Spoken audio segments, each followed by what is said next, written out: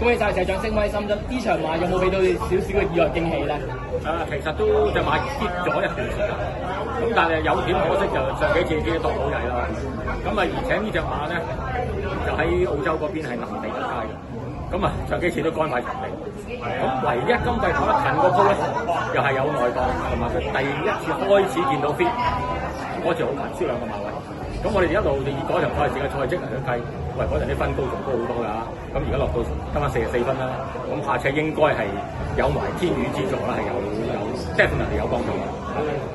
同埋配搭上金城江一個即係希斯比較少起用嘅騎師咧，其實個配搭原因係點嘅咧？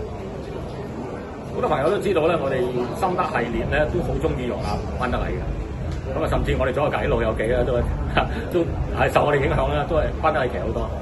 偏偏咧就班德禮知道喺6月就墮馬受傷，咁啊一路休息。咁我哋嗰隻馬咁啊轉咗唔同騎師騎啦，真係唔知點解，你啊當係風水好咩都好啦，真係冇表現。我哋都打個突，係咪咁巧啊？咁但係就發覺呢隻馬如果班德禮嗰類騎師係可以跑得好，一路操得好，點解我哋唔繼續試下歐洲疆城嘅騎師咧？咁當然啦，就今季同我哋贏馬歐洲疆城騎師就係麥文堅啦，除咗班德禮之外，麥文堅就一早走咗啦。咁仲有邊個啊？金城江好啊！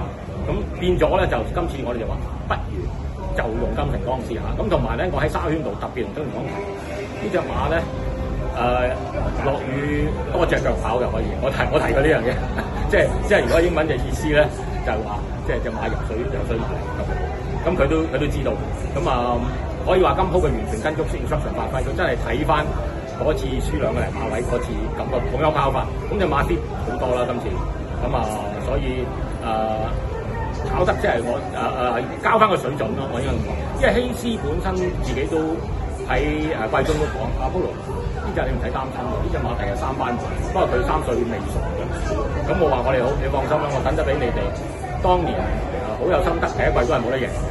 咁佢結果第一季都有得贏，咁OK 啦。今次嚟講，我覺得係交出佢嘅水準。似乎下季大家都要掹住呢隻馬，如果真係翻上，即係仲有個評分睇嚟，就算贏咗馬，即係仲有啲上升空間嘅。開始成長嘅，睇到啲體重開始上翻。咁下季你知3轉4歲咧，啲老一輩啲師傅講叫做爆骨，即係骨架開始賺大啲。我哋希望佢再能夠成長多少，咁同埋就韌力希望又再好少少。因為我哋嘅睇法係呢隻馬第日4歲5歲係會做好嘅，即係今季只係小試牛刀啦。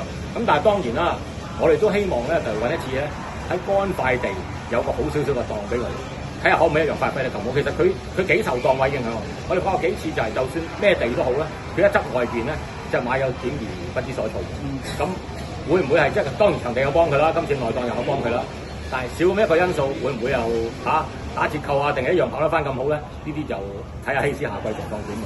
咁而家隻馬休息啦，攞翻去從化俾佢唞唞噶啦。再一次恭喜晒石掌，恭喜晒，下季繼續贏馬 ，thank you，感謝你，多謝，thank you。